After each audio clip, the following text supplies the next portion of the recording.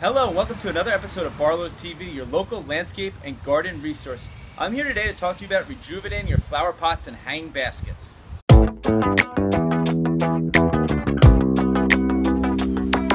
So, it's now the middle of the summer, it's been hot out, your baskets might not look as beautiful as they did when you purchased them in May, and you want them to look beautiful the rest of the summer. Well, there's a simple remedy that we do with some of the baskets we grow here at Barlow's and that you can easily do at home to get those flower pots and hanging baskets to look beautiful again. So right here, I have a flower basket that's been overgrown. It just is kind of what we call not looking up to par. So what we really want to do is you want to give it a haircut. And I've mentioned this before in other videos and I can't stress it enough. When I do this, I'm going to rejuvenate this basket. In 2 weeks, I'll show you what it's going to look like. And you can enjoy it from now until the middle of October. So you're going to have weeks of enjoyment of that beautiful basket. So like I say, I really want you guys to cut all this stuff back.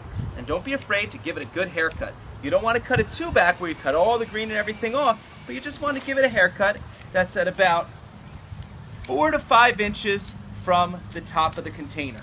So just like that. So what that does is it helps to rejuvenate new blooms and blossoms. The other really important thing you want to do is to make sure you fertilize it. I cannot stress it enough how important it is to fertilize your pots, your containers on your porch, your patio, and your hanging baskets. All season long, they should be fertilized every week, or at least bare minimum of every 2 weeks.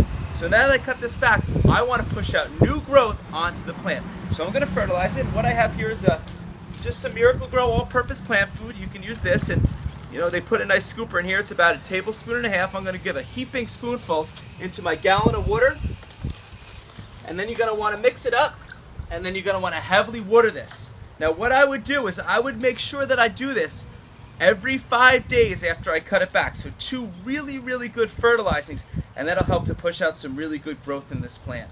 It's really important you fertilize it. I cannot stress it enough.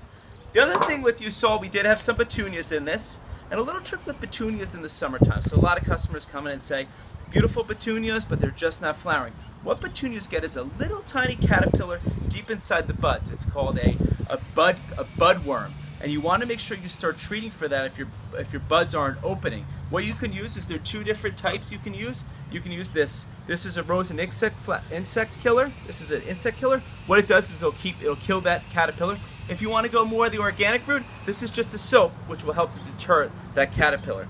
So we've taken care of our caterpillars. We've given our basket a nice haircut. We fed it every 5 days for those first 2 feedings. And this is one that we did that I cut back less than 2 weeks ago, and look how beautiful it looks already.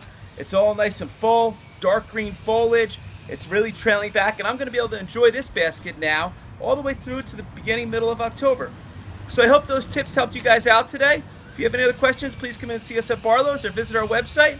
And don't forget, I did do an article on this in the Gardener News coming up. Our friend Tom Castanova did an article on cutting back your baskets and stuff. So check that out too for any more advice. Thanks so much for watching this episode. Have a great day.